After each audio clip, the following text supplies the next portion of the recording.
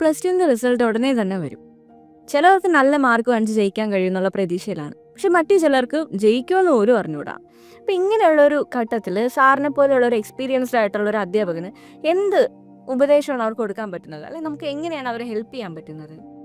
എനിക്ക് ആദ്യമായിട്ട് പറയാനുള്ളത്, ഇപ്പം ആർഷ ചോദിച്ച ആ ചോദ്യത്തിലെ ഒരു പ്രധാനപ്പെട്ട ഉത്തരം, അതായത് ആശങ്കയുടെ ഒരു കാര്യവും ഇല്ല എന്നുള്ളതാണ്. ഇന്നത്തെ കാലത്ത് ഒരു 10 കൊല്ലം മുമ്പാണെങ്കിൽ ഈ ആശങ്കയ്ക്ക് വകയുണ്ട്. കാരണം എന്ന് വെച്ചാൽ 10 കൊല്ലം മുമ്പ് നമ്മൾ ഓരോ വിഷയങ്ങളും പഠിച്ച് നമുക്ക് കിട്ടുന്ന മാർക്കും റാങ്കുമൊക്കെയാണ് നമ്മൾ എവിടെയെങ്കിലും എത്തിച്ചിരുന്നത്. പക്ഷേ ഇന്നത്തെ കാലത്ത് അങ്ങനെയല്ല.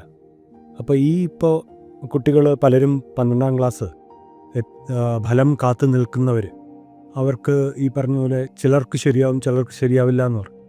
അപ്പം ശരിയായാലും ശരിയായില്ലെങ്കിലും പോകാനുള്ള വഴികൾ മുമ്പോട്ടുണ്ട് എന്നുള്ളതാണ് ഈ കാലത്തിൻ്റെ ഒരു പ്രത്യേകത.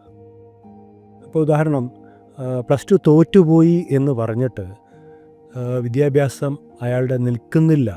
അയാൾക്ക് തോറ്റ ആൾക്ക് പോലും അയാൾക്കൊരു പുതിയ വഴി കണ്ടെത്തി നല്ല ഒരു കരിയറിലേക്ക് എത്താം. ഇനി ജയിച്ച ഒരാൾക്ക് എന്ത് കോഴ്സ് എടുക്കും എന്നൊക്കെ ഉള്ള ആശങ്കകൾ ഒരുപാട് കാണും. അവിടെയാണ് ഞാൻ നേരത്തെ പറഞ്ഞത്, ഇപ്പോൾ കാലം മാറി.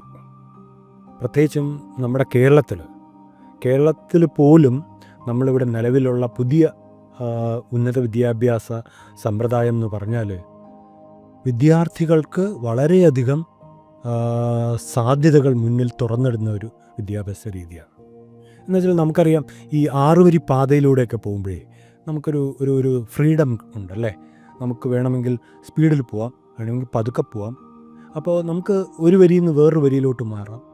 ആകെ ചെയ്യേണ്ടത് ഒരു ഇൻഡിക്കേറ്റർ ഇടണം, കുറച്ച് പുറകിൽ ആരെങ്കിലും വരുന്നുണ്ടോ എന്ന് നോക്കണം, എന്നിട്ട് അങ്ങോട്ട് മാറ്റാം അല്ലേ.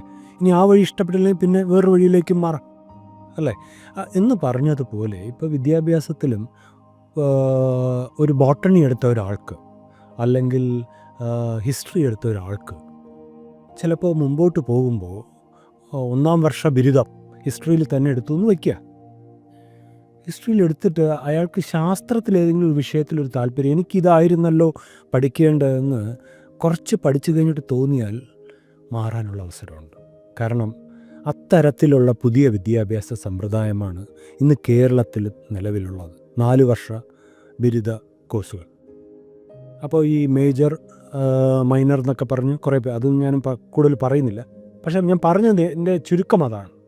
ഹിസ്റ്ററി പഠിച്ച ഒരാൾക്ക് ശാസ്ത്രമാണ് എൻ്റെ വിഷയം എന്ന് കണ്ടെത്തിയാൽ അയാൾക്ക് വരെ ശാസ്ത്രത്തിലേക്ക് 2ാം വർഷത്തിലേക്ക് കടക്കാനുള്ള വഴികൾ ഇന്നുണ്ട്. അപ്പോൾ ആശങ്കയ്ക്കൊരു കാര്യമില്ല. അതായത് നേരത്തെ പറഞ്ഞ ശരിയായ ആൾക്കാർക്കും ശരിയായിട്ട് എന്ത് ചെയ്യണം എന്ന് തോന്നുന്ന ആൾക്കാർക്കും വഴികളുണ്ട്. ഒന്ന് എന്താണെന്ന് മനസ്സിലാക്കണം.